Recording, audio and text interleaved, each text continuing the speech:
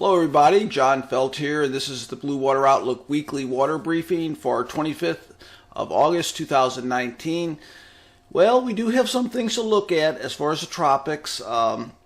Been mentioning that I wouldn't be surprised if we got a lot more active as we get that ramp up climatologically, and we are beginning to see that. Nothing all that impressive right now, but there's a tropical storm out there. Some unsettled weather, so we will be talking about the tropics in this briefing, as well as some heavy rain over the southeast U.S., and definitely a very pleasant and cool air mass over a large part of the central and eastern U.S. So let's get started in today's briefing.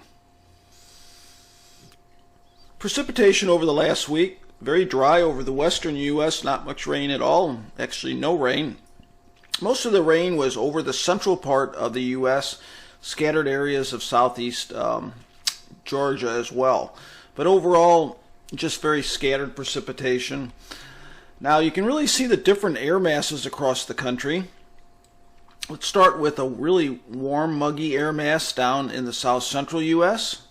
We have a dry and cooler air mass over the northeast and Great Lakes, and this is an air mass that starts out with cool, pleasant mornings, and with that dry air heats up into warm or modestly hot afternoons, and then a very dry and hot air mass over the western U.S. So we have very contrasting air masses at the current time.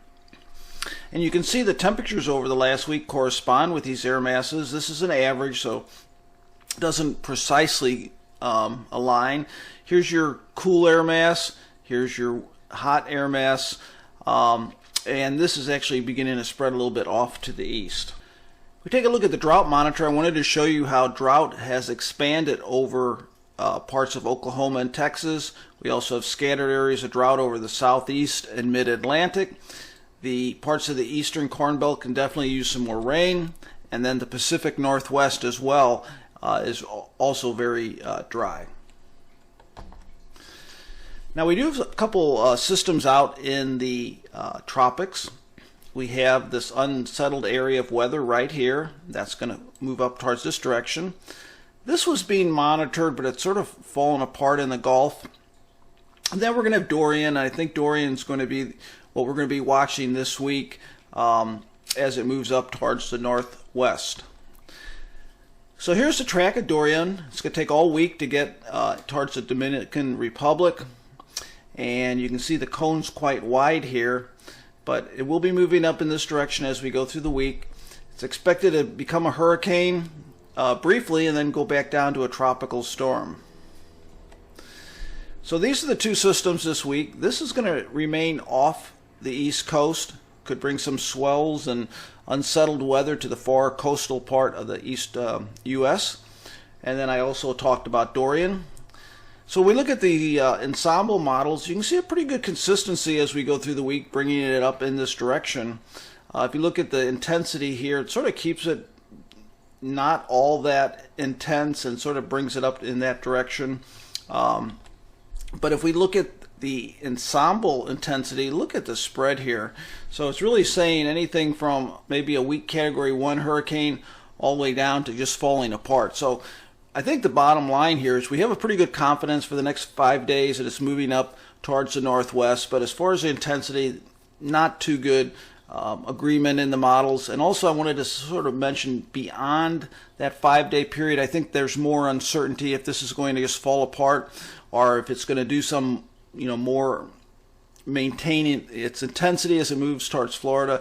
I think it'd be speculation right now to see what it's going to do that far out. Let's just watch it as we go through the week. Now river flows across the nation.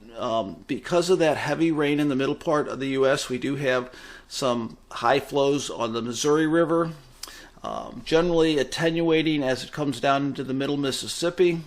Some high flows over a very small part of tributaries in the Ohio. Everywhere else, sort of normal stream flows over the eastern U.S. and below normal stream flows over the west. Okay, so right now, as we would expect in August, the jet stream is well to the north, but this is the digging trough within that jet stream that's going to really usher in some cool and dry air. It's going to expand that cool and dry air mass.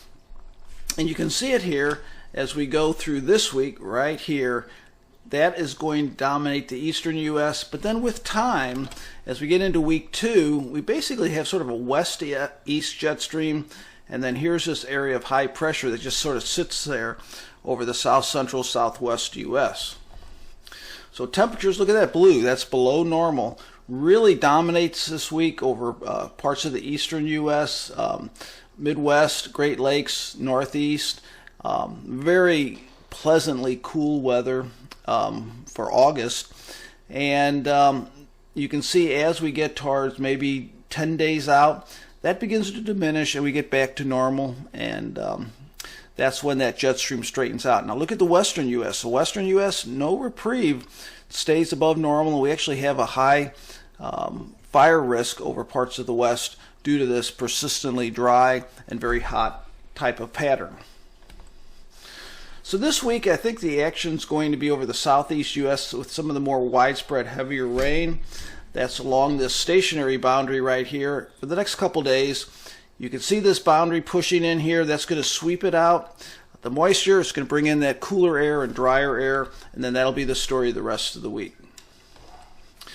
So precipitation, a couple areas here. This is the moisture associated with that stationary boundary. Here's that tropical moisture. Right now it looks like it's going to stay just off the coast. Dorian's out of the picture, at least for the next 5 days or so. And the western U.S. really dry through the week. And then parts of Texas, which have been really hot and dry, also remaining quite dry this week. Extended forecast, well, look at the boundary, look at the difference here between air masses. Very hot, usually hot in the 6 to 10 day period over the western U.S., unusually cool and pleasant over the east. And then 8 to 14, that gradually weakens a bit as we get into the period of after 10 days, but the hot weather continues in the west, and generally a large area of below normal precipitation in that cool and more stable type of air mass. So I think this week we're going to have to keep an eye on the tropics with Dorian. I'll keep you updated, probably not every day, but I will be keeping you updated on that to let you know, especially after it gets out in the next 3 or 4 days where it's moving. And I'll probably be putting out a briefing a little bit early. I'm going to be on travel next weekend, so I'll probably be putting out something on Friday just to give you a heads up on a sort of a more generic briefing looking forward. So that's the briefing this week. Hope it helps you, and have a great week.